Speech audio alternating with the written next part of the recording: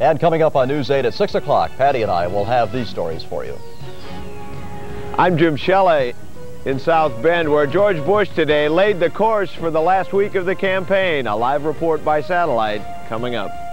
Also tonight, it so happens that even before the quail factor figured in, DePauw University had become a hot campus. We'll have a report. And it's a growing area in central Indiana, Geist Reservoir, but does it also have a growing crime problem? And we'll have part 1 of our series, Employee Theft, Crime in the Office. Plus Stan's midweek warm-up. Those stories and more coming next on News 8 at 6 o'clock.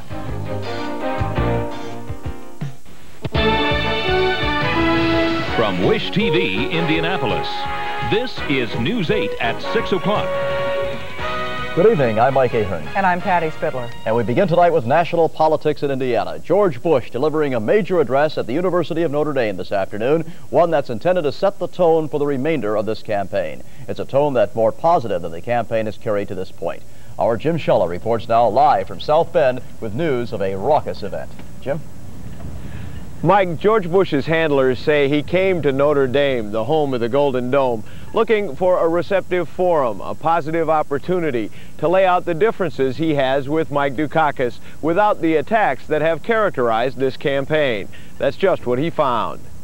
Despite the hopes of Indiana Republicans, George Bush came to South Bend not to help them out, but rather to campaign for himself. John Mutz's campaign for governor got one line in the 45-minute speech.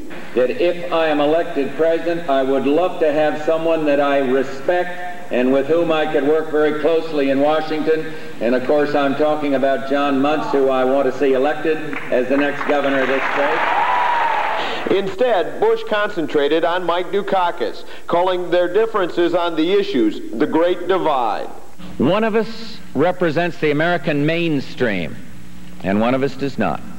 One of us holds mainstream views and stands for mainstream values, and one of us does not. There were hecklers throughout, students shouting, "This does not represent ND," and one with a sign that carried one word, lies. This has only started happening in the last 10 days. As we get at each rally we've had, there's always been some guy like this that jumps up and says exactly the same thing. So don't let it bother you. Don't let it bother you. But overall, Bush received an enthusiastic response from what was largely a college crowd.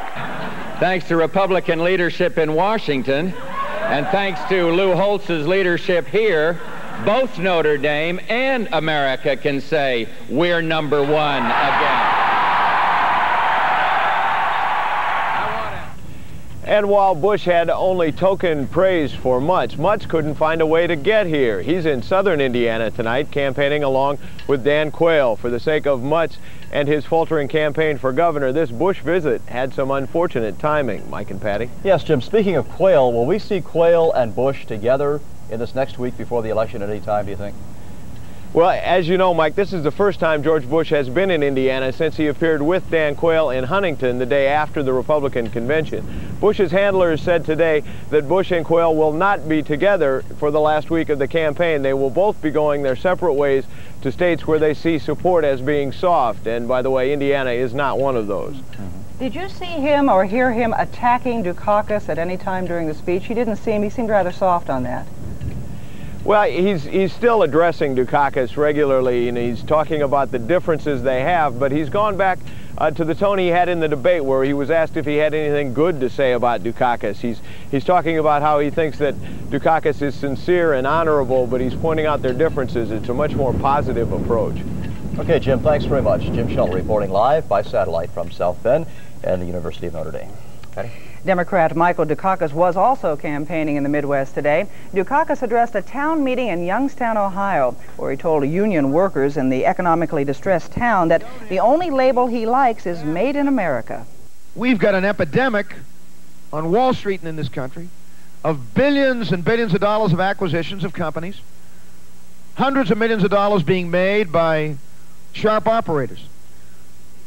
Folks, I'm not interested in the sharp operators. I'm interested in the lathe operators and the machine operators and people all over this country who work for a living. Dukakis added that he's gaining ground in the polls, most of which still show George Bush with a sizable lead. And with just a week to go before Hoosier voters go to the polls, the candidates for governor spent a long day skipping around the state today. Vice presidential candidate Dan Quayle joined Lieutenant Governor John Mutz during several Indiana stops for the Republicans today.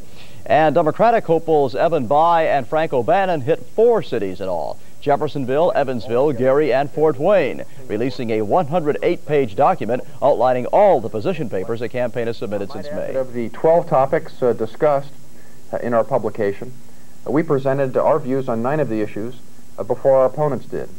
And I think that indicates pretty clearly that their accusations that we've simply been copying their proposals can't possibly be right, since we came out with ours first in 9 out of the 12 instances. The two men also today criticized the current GOP administration for preliminary figures showing $4 billion more in requests for the next state budget. Senator Dan Quayle's vice presidential nod has focused a spotlight on a campus that has already been gaining a national reputation for excellence. News 8's Ruth Ann Gordon has more on why students are making DePauw University the hot spot among colleges. From 50 states and 19 foreign countries, students are finding DePauw University enticing. The university already has an impressive list of alumni that include author John Jakes, civil rights leader Vernon Jordan, astronaut Joseph Allen, Representative Lee Hamilton, and Senator Dan Quayle. And now, many more want to be part of that tradition. For many years, the enrollment here at DePauw has stayed roughly at 2,500. This year, however, the university received nearly 2,600 applications for its freshman class alone. Those applications came in before Senator Dan Quayle's vice presidential nomination. Nomination aside, the university has gained prominence in recent years for its liberal arts program. A Standard & Poor's Corporation study ranked it first in the Midwest in providing the nation's top executives. The applicant pool at DePauw has doubled in the last decade. Last year we were up 20% alone, an all-time record number of applications for admission. So we're not trying to grow as a university. The applicant pool, however, is growing, and that means consequently that you're more selective when you have more people competing for roughly the same number of spots in each entering class. Students had their reasons for choosing DePauw. I was very impressed by the student body, by the faculty, and by some of the programs that DePauw offered. High school students here at Northwest are looking for the same types of educational opportunities.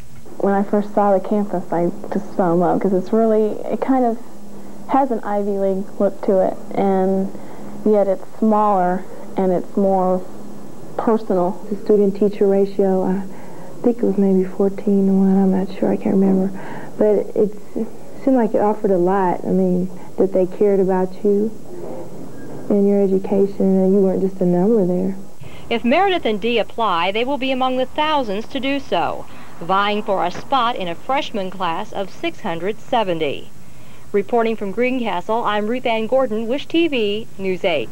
And still coming tonight on News 8 at 6 o'clock, authorities have made an arrest in connection with a brutal murder over the weekend in the Geist area.